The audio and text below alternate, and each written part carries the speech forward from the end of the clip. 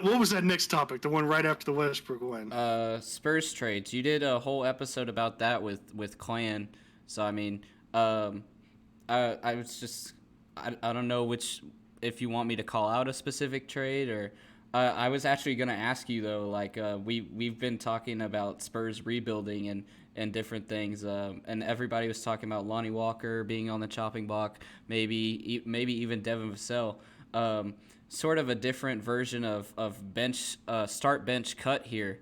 Besides the big three, which I would say is Primo, DeJounte, and Keldon, who would you choose to keep like on the Spurs? Like you can't touch them. We can trade the rest of the team away, but we have to keep this guy besides DeJounte, Keldon, and Primo.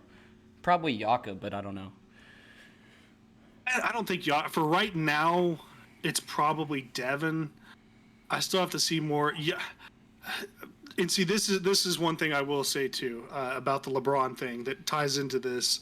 With your video, people were shitting on you without actually watching Yeah. it. I get a lot of hate because I'll point out things with Spurs players and people think that I'm hating on them. I'm not hating on them. I'm making a commentary about what I see. And one thing with Jakob, he's been fantastic with us, but he does have his limitations. And I think he's coming up. This next year is his last year on this affordable contract. The way he's playing, he absolutely deserves a bigger contract.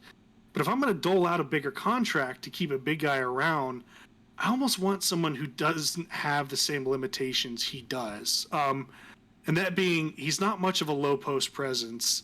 On pick and rolls, he still struggles to find the right spots. He doesn't have great hands off the roll either. And his free throw shooting is not great. Same thing. He doesn't really have much of a mid range game. He's a serviceable big and all that, but I'm not above trading him. And I think they have to look at offers this summer. I know the name floating around is DeAndre Ayton. Would I pay him a max? Yeah, absolutely. I would, yeah. I'd absolutely offer and see what happens. Whether or not that happens, that's entirely up to Phoenix and all that. So we don't know. But I mean, I would absolutely look at an upgrade at that position. I'm one of those guys that don't necessarily think anybody is completely untouchable. Obviously, I don't want to trade a guy like DeJounte Murray, but my biggest thing with this team has always been pick a direction, and that's where I'm starting to get a little frustrated at the end of the year. Is Yeah. I felt like the start of the year we picked that direction. We didn't go after any big names. We picked some role players that fit with our current guys and said, "All right, show us what you can do." And they showed us what they did at deadline. We moved off of Bryn Forbes, which was always going to be the plan. We started stocking up on picks. We realized DeJounte is the primary ball handler. We can't afford to keep paying Derek what we're paying him because, he just doesn't fit this team anymore. So we traded him to a team he does fit. And Boston's only lost like 3 games since they acquired him. They're killing it with him. And that said, I think Josh Richardson fits our system much better.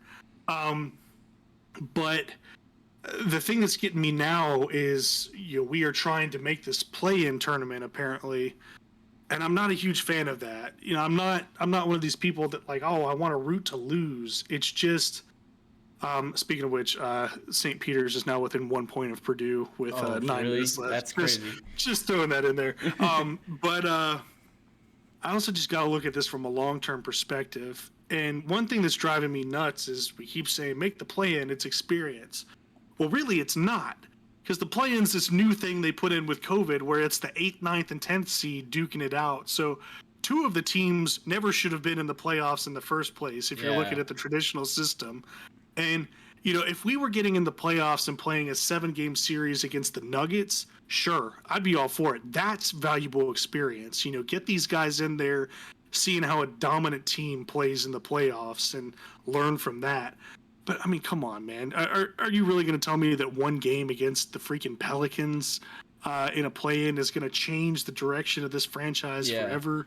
Like right now, more than a draft pick will. Yeah, right now we need help both from the draft and free agency, and I think this is a big offseason for it. We've got 3 picks. I mean, I'm one of the people I don't necessarily think we need all 3. But I mean, you can use all three of them to move up high and get a high pick if you want. You can use those with Jakob or with Romeo Langford or Doug McDermott, someone like that, to trade for somebody else who, is a big name that fits. But I think with just the way we're going right now and with those trades, I thought we had picked a direction. Yeah. But if we're trying to win now's when I'm like, well, why did we trade Derek? We could win with Derek, and why did we trade Thad Young if we're trying to win? Because they make us better. And that's where I think we need to have our front office and our coaching staff get on the same page. Yeah. And figure out what direction we're going with this team. It's either we're losing and relying on this offseason, or we've been all in, and there's just been a confusing muddle of different philosophies going around. Yeah, I agree, man. The reason I brought up Jakob is because I've done pretty much a full 180 on him. I've done a 170, if you will, not a full 180, but because I hated him at the beginning of the season because I had went to a few games in person and saw him, and my eye test was sort of that he's too vulnerable. He turns the ball over a lot. He doesn't have good ball control. He sort of gets bullied and taken advantage of when he has the ball. And I might even do a video on him because my opinion has completely changed. He's dunking, he's getting his rebounds, and he's putting up significant points. Like I don't remember what game it was, but I think like him and DeJounte both had like 20 or something like that. So my opinion has definitely changed on him. He's becoming more efficient in my eyes, and so I think he could be a good piece to keep. But we'll have to see. I won't necessarily be upset if he's traded, especially for someone like DeAndre Ayton. But at the same time, I'll be more resistant to it than I was at the beginning of the season. I'll put it that way. Yeah, the one thing about Jakob, like I said, I would love if he stayed with the team. The thing I worry about is I think the way he's been playing and the market for big men that it is now, I think he's probably going to command $18 to $20 million a year, and I just don't know if I want to pay 18 to 20 million. I mean, that's more than DeJounte Murray makes. And granted, we got him on a very cheap prove it deal, but the point stands. Yeah, that's $4 million less than LaMarcus Aldridge was making for us to average 20 and 10 and be an all-star a couple years. So that's where I get skeptical with that. And all, but I won't be mad if he stays. I know a lot of people get mad because I say I'd always love to see Keldon Johnson as the bench and the leader of the bench unit. I saw that with Clan. I understood what you were saying. Like Manu was great because he came out and he was playing against like the second strings like for a lot of the games, and that's why he was winning 6 men of the year. So Keldon can do the same thing.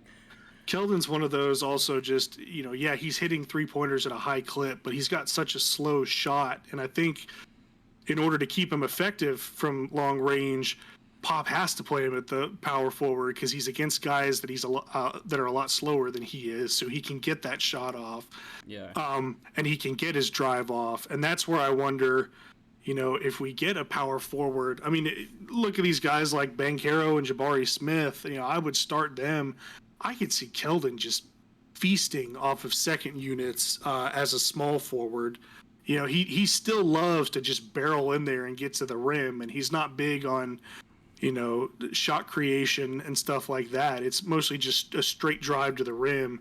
You can't tell me he wouldn't put up numbers on these weaker second units out there. Yeah. And that's where I'm just like, man, I could see that. And I don't have a problem with him starting, but I'm all about trying to figure out ways to make these rotations effective. That said, I think we need to get Devin Vassell the ball more. We're using him in a lot of catch and shoot sets. And I think they need to give him the ball and let him create some because he's shown some pretty nice flashes of an ability to create his own shot. And just about every game that he gets over 10 shots, he scores 20 or more points. And I think if we got him up into like 15 shots, he could be a pretty decent scorer for the Spurs. Yeah.